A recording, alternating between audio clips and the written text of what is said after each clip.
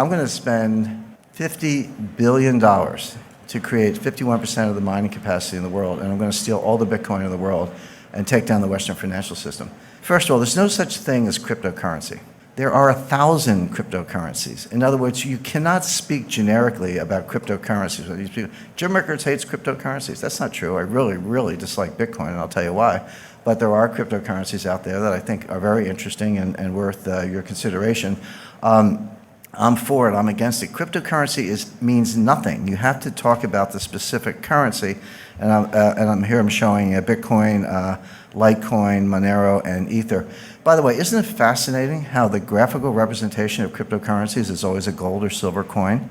Bitcoin's gold and Litecoin's silver, Monero is both, and Ether is gold. I mean, what are they trying to say? I think that psychologically what they're saying is, well, this is nothing, but if we pretend it's a gold coin, then someone will buy it. But I just find this a little bit of an aside. But no, it's the same thing is true with fiat currencies. You can't be like or dislike fiat currencies generically. Some people do because they just hate central banks. I understand that. But it's a big difference between a Venezuelan bolivar and a euro, big difference between a Zimbabwe dollar and a US dollar. So in other words, don't talk to me about cryptocurrencies. Tell me what specific one you want to talk about, and that's a more interesting conversation. I think it's really important because this field is so muddied, the conversation is so muddied, people not distinguishing between blockchain and currency, not distinguishing between different types of currencies, et cetera. I think we need to step back, take a deep breath, and be rigorous in our analysis and think about what we're actually talking about. There's no such thing as a blockchain. There are hundreds of blockchains. In other words, every currency, every token, every so-called smart contract, if you're using Ether, has a different blockchain. So there are at least hundreds, perhaps thousands of blockchains, new ones being created every day. So again, don't talk to me about blockchain. Tell me which specific blockchain you're talking about, because they're not all the same, and this is critical.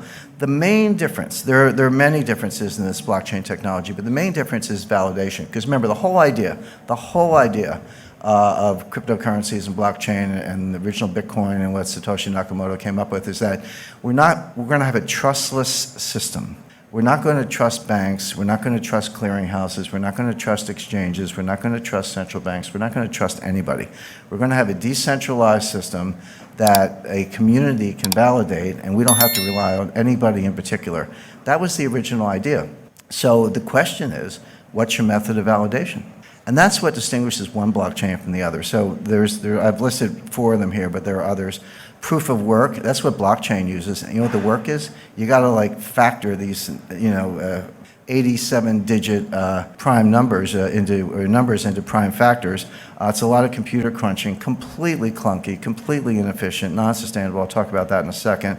But that's Bitcoin. There's something else called proof of stake, meaning this is what Ether is based on. You demonstrate that you have a certain percentage of the processing power, so you step up based on your stake.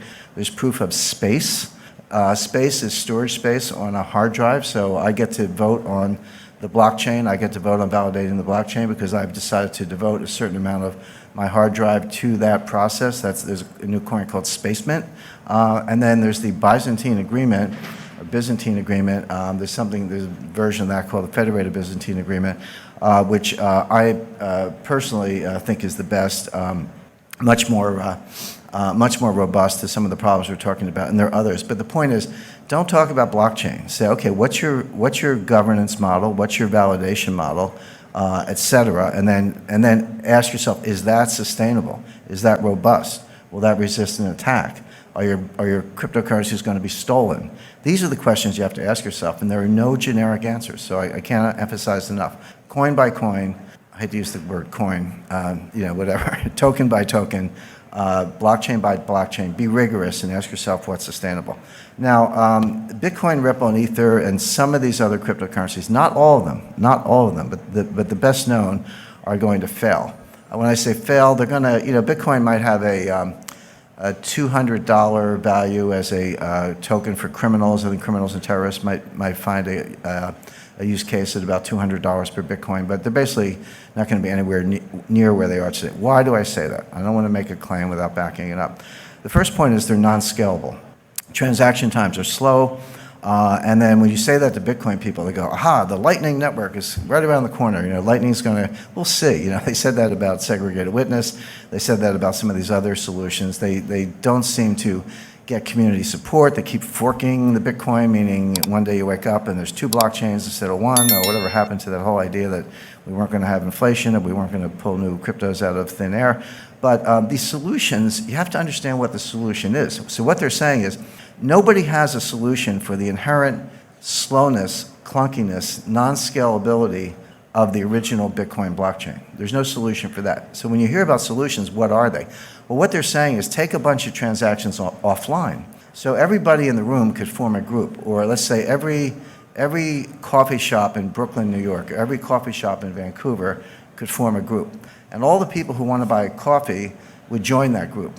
And we would agree, so we're in our own little bubble over here, and we would agree that all of our Bitcoin transactions among each other don't go on the blockchain. They just get settled in this sort of separate cloud over here, and then we net them out.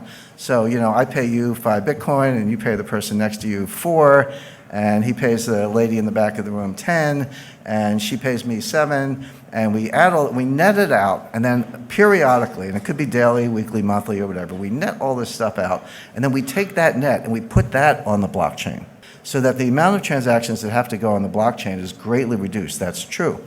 But what are we doing? We've created our own network. I got to trust the coffee shops. How do I know they're not going to steal my money?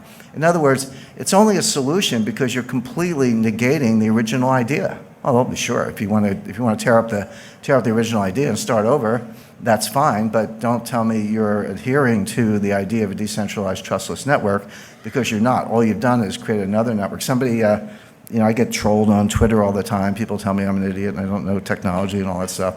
And then my more sour moods, I tell them I was coding before they were born. But as far as some of these things are concerned, somebody said, well, you don't understand payment channels. And I actually do. And I said, yeah, I understand payment channels. We had those in the 50s. They were called party lines, which is, you pick up the phone and someone's talking. You got to ask them to get off the phone so you could go. No, there was an AT&T network, at least in the United States, but other people could jump in on this little side thing. That's all it is. These are party lines. So that doesn't work. Non-sustainable.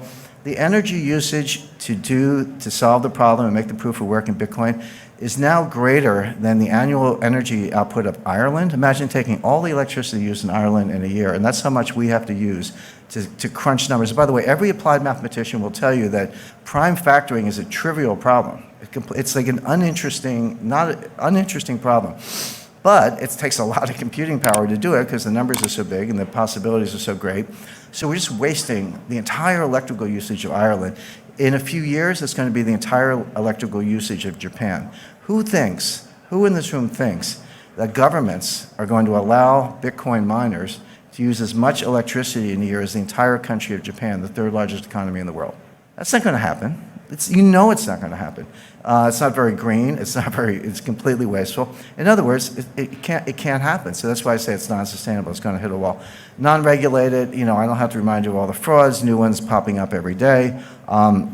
And it's not just exchanges. Exchanges are, how do exchanges work? I want to go to a Bitcoin exchange. Well, you got to go in, you got to open an account, just like Merrill Lynch or Charles Schwab, right? So, or Toronto Dominion. So you go, you give me your name, your address, your social security number, your bank wire information, give them all that information, and then send them dollars, and they say, okay, you got some Bitcoin, here's your confirmation.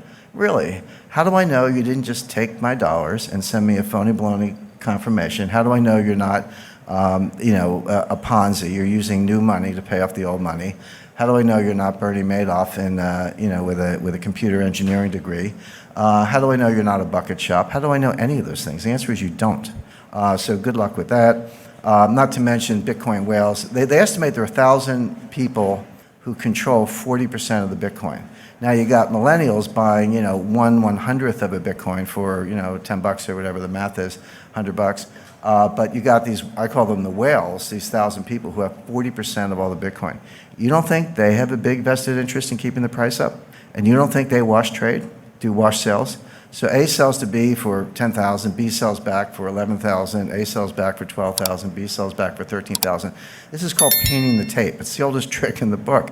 And there's no profit and loss because we're selling the same Bitcoin back and forth. But what we are doing is creating a ticker that gets the millennials, I shouldn't pick up millennials, 3 millennial children, but gets people all over the world, maybe a garage mechanic in South Korea took out a home equity loan or hawked his inventory, put his entire life savings into Bitcoin and has now been wiped out and is desperate and suicidal. That's what's going on.